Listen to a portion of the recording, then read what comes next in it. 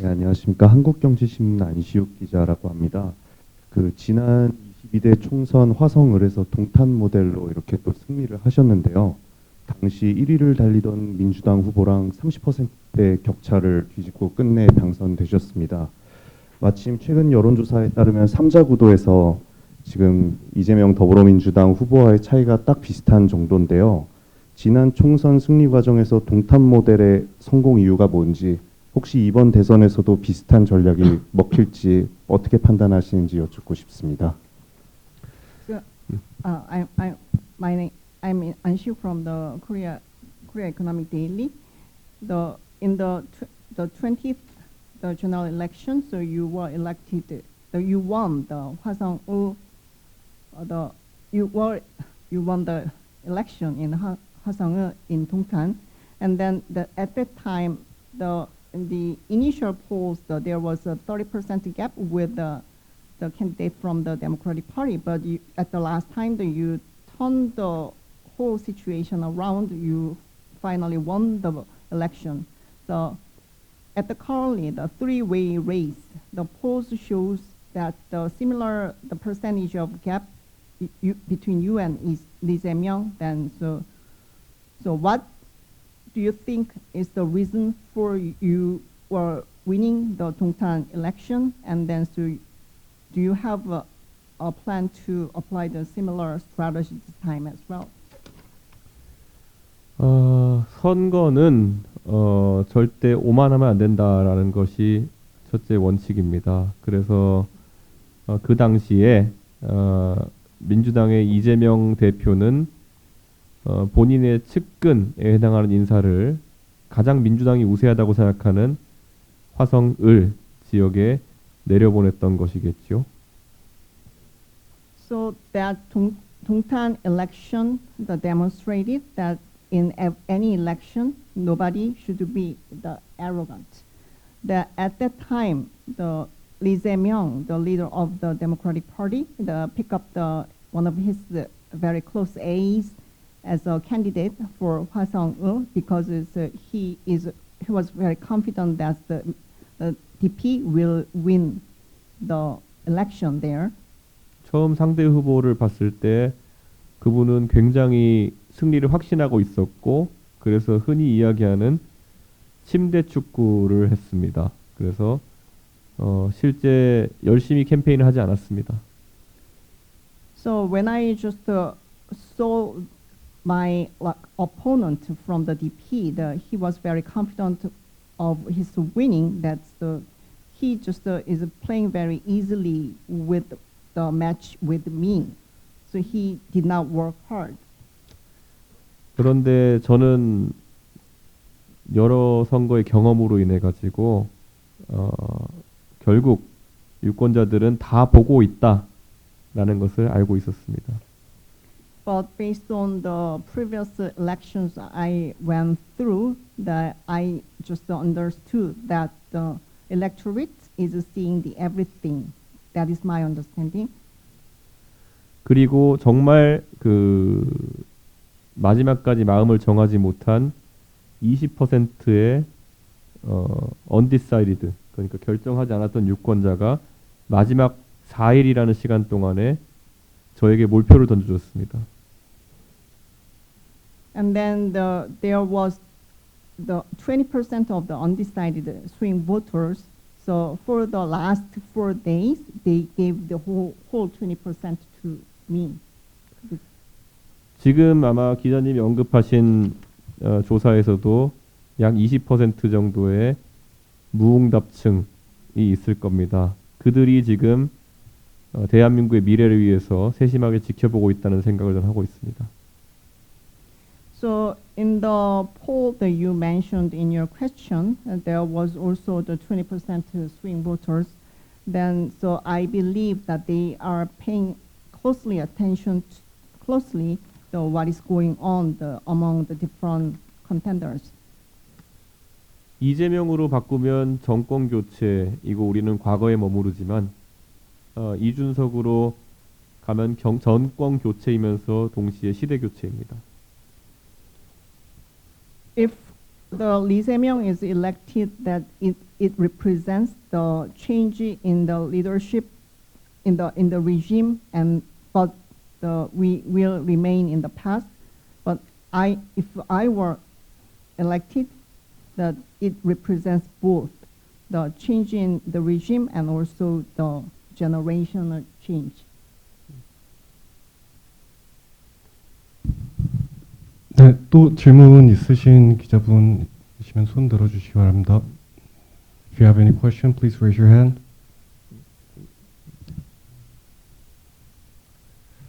저희 마지막 질문 받도록 하겠습니다. 안녕하세요. 머니투데이 정경훈 기자라고 합니다. 지금 그 보수정당 대선 후보들 사이에서 사형제에 관한 얘기가 많이 나오는데, 예를 들면 뭐 사형제 부활론도 있고, 뭐 사형제 대신에 가석방 없는 무기형을 도입하자 이런 말들도 나오는데, 그 이준석 후보의 사형제에 대한 입장이 궁금합니다. So I'm Jung Myung-hoon from Money Today.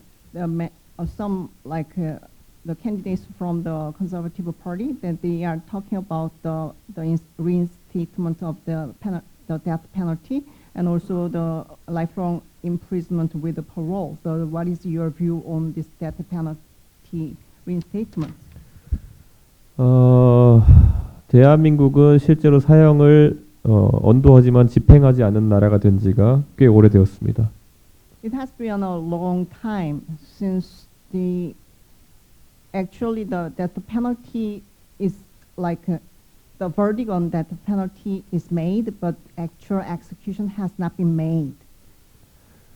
실제로 대한민국에서 사형을 언도받기 위해서는 살인에 해당하는 범죄를 저지르거나 아니면 내란에 해당하는 죄를 저질러야 합니다.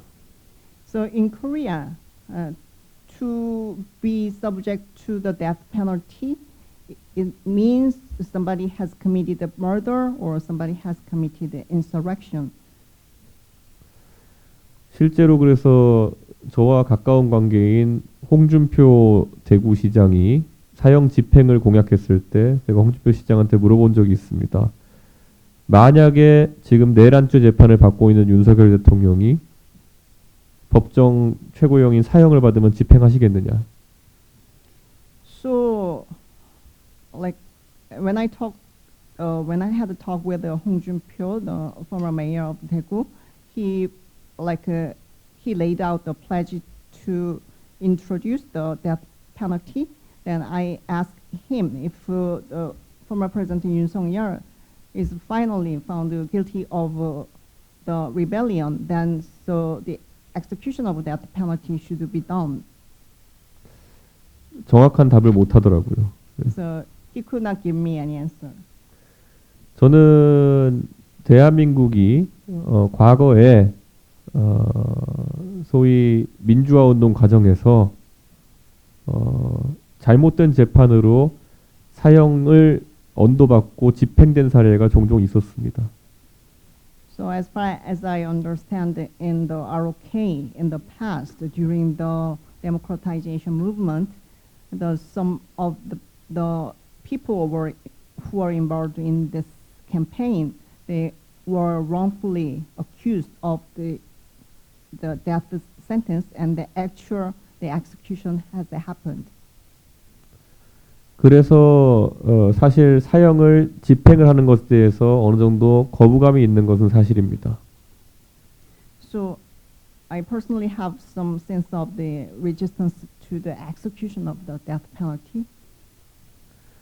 하지만 또 대중의 일부는 그들이 가한 범죄에 피해자들이 겪는 고통을 생각해서 사형을 집행하자고 하는 경우도 있습니다. But some part of the public, they believe that taking into consideration the sufferings of the victims of these serious crimes, we have to allow this death penalty and even allow the execution. 그리고 그들이 평생 사형이 집행되지 않는 상태로 사실상 공짜로 먹여주고 재워주고 하는 것에 대해서 불만을 가진 분들도 있습니다. And there are others who do not like the situation that life imprisonment. It means that like criminals that they are fed and without paying anything for the whole life of the period. 지금 무기징역인 사람은 오히려 노동을 해가지고 일을 해야 되는 상황이고 오히려 사형수에게는 어떤 노동도 시키지 않는 것이 지금 그렇게 돌아가고 있습니다. So rather, so who were sentenced to the life in prison, that they have to do some labor. But here, though, meantime, the like people who were sentenced to death penalty, they are not asked to do any labor. 그래서 종합하자면 저는 사형의 집행에 대해서는 현재처럼 집행을 유예하는 방식으로 가되 저는 이 사형을 집행받은 사람들이 무의도식하는 것처럼 비춰지는 상황에 대해서는 좀 개선이 필요하다. 이분들도 징역에 준하는 노력은 해야 되지 않을까라는 생각합니다. So in summary, my position is that as for the execution of death penalty, I believe that still the execution should be deferred. However, that I don't want to see anymore those criminals who were sentenced to death penalty just that they have been fed without any labor. So this system should be like changed, reformed. 정말 더 솔직하게 말하면은 프랑스 영화 빠삐용처럼 어디 바다의 섬에 가둬놨으면 좋겠습니다. So to be more frankly speaking, that I'd like to put them on island jail, so which we can see in the movie Papillon. 예, 사형제에 대해서는 그 정도 생각입니다. 예. Yeah, this is my opinion about the death penalty. NHK의 도서연입니다. 아까 뜻이 맞는다면 어떤 텐트도 상관없다고 하셨습니다. 근데 혹시 그 한덕수 총리라면 좀 뜻이 맞을 것 같은지 한 말씀 부탁드리겠습니다. So I'm from NHK. So you mentioned if there is anyone who shares values with you, then so you will join this group. But what do you think about the acting president Han Duck-soo? 저는 솔직히 국민의힘에 있는 모든 사람과 단 한 사람 빼놓고는 잘 지냅니다. 예, 조금 윤석열 대통령과 비슷한 직업과 성격을 가진 것으로 파악되는 한 사람을 제외하고는 다 잘 지내는데 한덕수 총리님도 저에게 선배로서 항상 많은 조언을 해주시고 또 저를 아껴주시는 건 사실입니다.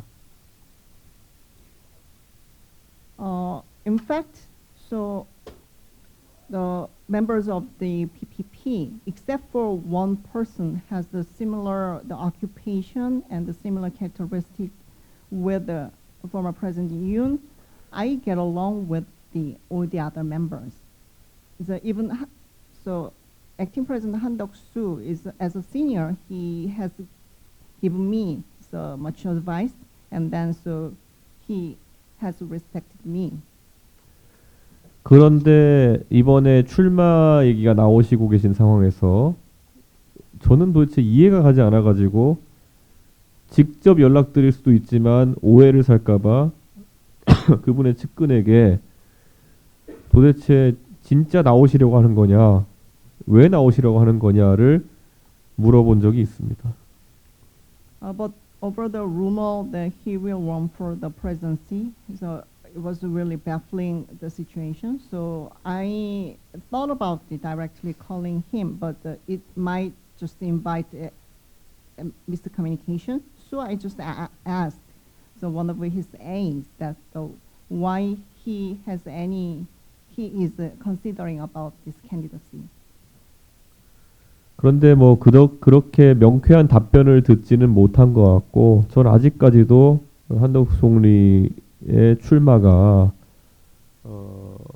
그다지 좋거나 아니면은 효과적인 방법이 되지 않을 거라고 생각합니다. So even though I made efforts, I have not received any clear answer to my question. Then, so any possibility of him running for the candidacy? I don't think it is any good or the effective idea. 저는 그래서 대한민국 정치에서 많은 원로들이 마지막에 대통령 도전하시다가 곤란함을 겪으신 적이 있는데 비슷한 상황이 발생하지 않았으면 좋겠다라는 생각을 하고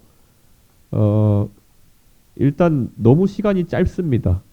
한 달 정도 남은 시간 사이에 그것을 완벽하게 국민들에게 설명하고 실제 일이 되기는 방향을 풀어내기가 어려울 거다 그런 생각을 합니다.